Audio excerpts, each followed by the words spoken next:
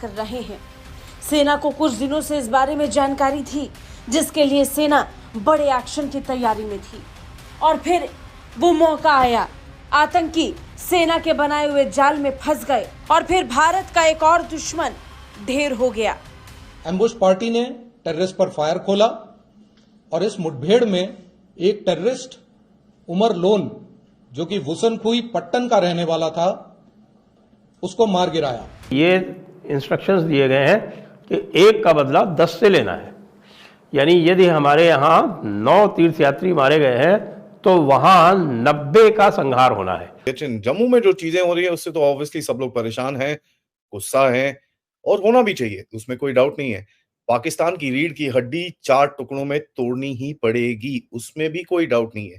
तो उनका जो मिशन यूएन में है, उन्होंने ये कहा है कि अगर ताल्लुकात पाकिस्तान और भारत के अच्छे होने हैं तो उसकी जो जिम्मेदारी है वो पाकिस्तान पे है। कह सकते हैं कि शायद पाकिस्तान पे ज्यादा है, क्योंकि पाकिस्तान के ऊपर बहुत ज्यादा एलिगेशंस लगी हैं, चाहे वो हाफिज सईद हो या इस तरह के लोग, उन्होंने कई बार अपनी एक गलत अप्रोच भी दिखाई है।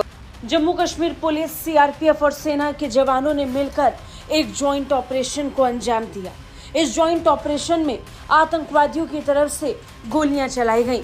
जवाब में कार्रवाई हुई तो आतंकवादी मारा गया। उसमें यह माना गया है कि यदि एक बड़े फौजी अफसर को मार दिया जाता है तो उसको 10 के बराबर माना जाएगा, और एक यदि बड़े टेररिस्ट लीडर को या कमांडर को मारा जाता है तो उसको भी 5 के बराबर माना जाएगा।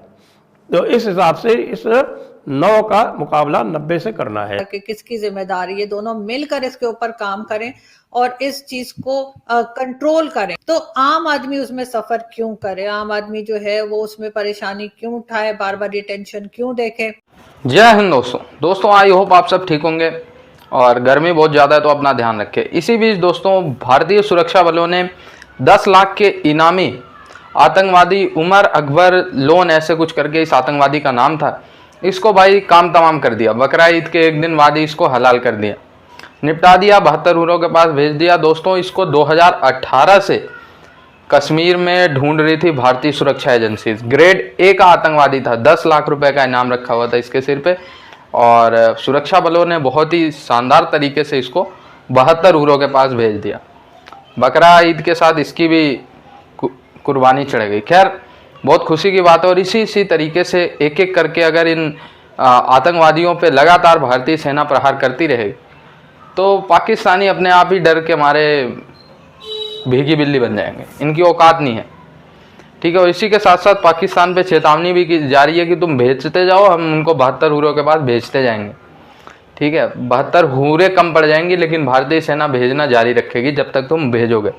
दोस्तों, एक्चुअल होता क्या है, पाकिस्तानी क्या करते हैं, मदरसों पे इस्लाम के नाम पे अल्लाह के राह में कुर्बानी होगी, 72 हुरों से मिलोगे, इन सब के नाम पे ये इस्लामिक लोगों को टारगेट करते हैं और उनको भारत को एक तरीके से हिंदू इमेज पोर्ट्रे करके लड़वाने की साजिश करते हैं। यही पाकिस्तानियों का मूल मंत्र होता है। पाकिस्तानी मदरसों के चक्कर में ये आतंकवादी मारे जाते हैं। आपको अभी इस एरिया के अंदर अटैक्स दिखेंगे, that will be provoked attacks in the sense कि आपकी आर्मी आगे जाके अपने आप पे अटैक लेने की कोशिश करेगी ताकि टेररिस्ट को आइडेंटिफाई किया जाए और उनको खत्म किया जाए। कहीं ना कहीं 3 टेररिस्ट को उड़ा भी चुके हैं, तो ये ऑपरेशंस चलेंगे और ये चलने भी चाहिए। लोग जवाब मांग रहे हैं, लोग मोदी साहब को बोल रहे हैं कि जी जवाब दो सर, पाकिस्तान को तोड़ो, पाकिस्तान को तोड़ो, और होना भी चाहिए। वहां पर उसमें मेरा कोई डाउट नहीं है इसके बारे में। देखिए, ये इलेक्शन के बाद का असली प्लान था, देयर इज नो क्वेश्चन, और ये चीज ओवरनाइट प्लान नहीं होती है। तो ये इलेक्शन के बाद का ये असली प्लान था। इसके पीछे कौन है, इसके बारे में मैं आपको 1 मिनट में बताता हूं। बट आपको अगर याद होगा, बहुत लोगों ने बोला था देश में आग लग जाएगी, अगर मोदी वापस आ गया तो देश में आग लग जाएगी। एक जगह लगाने की कोशिश तो ऑलरेडी की जा रही है। कम्युनल टेंशंस भी आपने देखा ही है किस तरह से ऊपर जा रहे हैं, और पंजाब, मणिपुर, वेस्ट बंगाल और जम्मू कश्मीर के अंदर कुछ ना कुछ करने की कोशिश की जा रही है। इसका मतलब क्या है? इसका मतलब सब जगह पे पाकिस्तान है कि पाकिस्तान के पीछे भी कोई लोग हैं जो इन चीजों को डायरेक्ट करते हैं? और मैं हमेशा बोलता हूं साहब, Pakistan is the symptom, that disease is somewhere else. China ने काफी हद तक चीजें बनानी शुरू करी हैं पाकिस्तानियों के लिए, पीओके के अंदर कम्युनिकेशन लाइंस, अंडरग्राउंड बंकर्स वहां पर उनको rocket systems, anti air systems जो चलते नहीं है बाय द वे, क्योंकि इतने लोग आके पाकिस्तान को ठोक के चले जा चुके हैं, एक भी बारी एंटी एयर सिस्टम उनका काम नहीं करा है, बट जो भी कह लीजिए वहां पर देख के उसको स्ट्रेंथन करने की कोशिश की जा रही। और वो क्यों करेगा? पाकिस्तान में अपना पैसा क्यों डालेगा स्ट्रेंथन करने के लिए अगर उसको एक कुछ गेम ना खेलनी हो? ये जो हमको समझना पड़ेगा। वो वहां पर पाकिस्तान को स्ट्रेंथन कर रहा है कि ताकि जब चाइना के कहने पे पाकिस्तान ऐसा कुछ करे और भारत की तरफ से रिटेलिएशन आए, पाकिस्तान के पास इतनी कैपेबिलिटी हो कि वो भारत के को थोड़ा सा काउंटर कर सके। So this is not a overnight plan, this is a long term plan.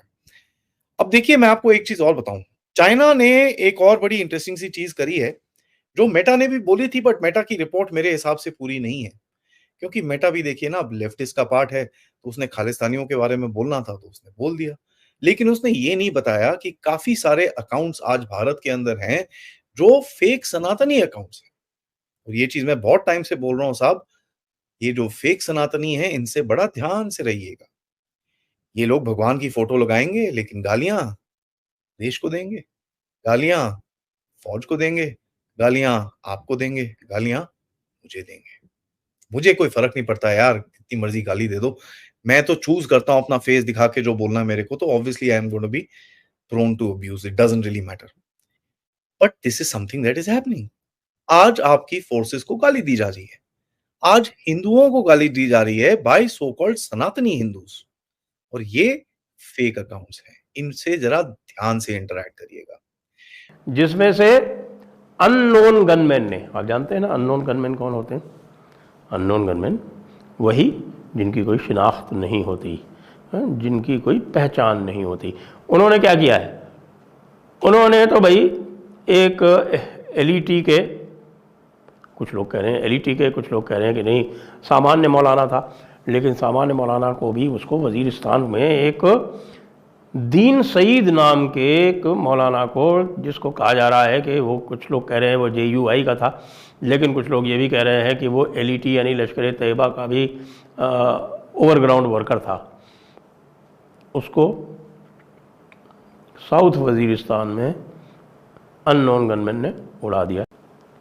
उसमें उमर लोन नाम के एक सबसे पुराने आतंकवादी को, जिसके ऊपर बड़ा इनाम था और जो 2018 से एक्टिव था, A+ कैटेगरी का टेररिस्ट था, उसको तो उड़ा दिया। लेकिन ये तो अगर उसको पहले वाले को 5 माने तो 5 और 5 ये तो 10 ही हुए ना। लेकिन सबसे बड़ा जो अंजाम हुआ है, कारनामा, वो ये हुआ है कि झेलम एरिया में, झेलम आप जानते हैं ना, झेलम पाकिस्तान में, तो झेलम एक शहर का नाम भी है, उसके आसपास वो झेलम एक बड़ा फौजी एक स्टेशन भी है, पाकिस्तान का फौजी स्टेशन है। वहाँ पर एक ब्रिगेडियर साहब, अमीर हमज़ा नाम है उनका, तो अमीर हमज़ा साहब को अननोन गनमैन ने रुखसत कर दिया। तो वो क्या कह रहे हैं? वो कह रहे हैं कि चूँकि यह व्यक्ति जम्मू क्षेत्र को बहुत अच्छी तरह से जानता था और पहले ये यहाँ इसी एरिया में था, सुंजवा वाला जो केस हुआ था, सुंजवा वाले की प्लानिंग इसी ने की थी। तो ये है लोगों का मानना है, जो लोग ये कह रहे हैं कि इसमें शामिल था, कि भाई चूँकि ये जम्मू कश्मीर का सबसे बड़ा जानकार माना जाता था, तो ये जो लेटेस्ट अटैक जो इसने रियासी में करवाया वो भी इसी ने करवाया है। और ये हम और आप तो जानते नहीं, लेकिन रॉ वालों को पता होगा, रा वालों को, या फिर पता होगा आईबी वालों को, जिसको भी पता होगा, या एमआई वालों को पता होगा, मिलिट्री इंटेलिजेंस वालों को, जिसको भी पता होगा सो होगा। लेकिन फैक्ट ये है कि अमीर हमज़ा साहब जो है रुखसत हो गए। अब वो जहन्नुम में जाएंगे या कि जन्नत में जाएंगे, ये हमें अभी पता नहीं। इसके बारे में हम हाफिज़ सईद से पूछेंगे, क्योंकि आखिरकार जो सारे जो है हमले यहाँ पे हुए हैं वो टीआरएफ या एलईटी जिसको बोलते हैं, एलईटी और आपके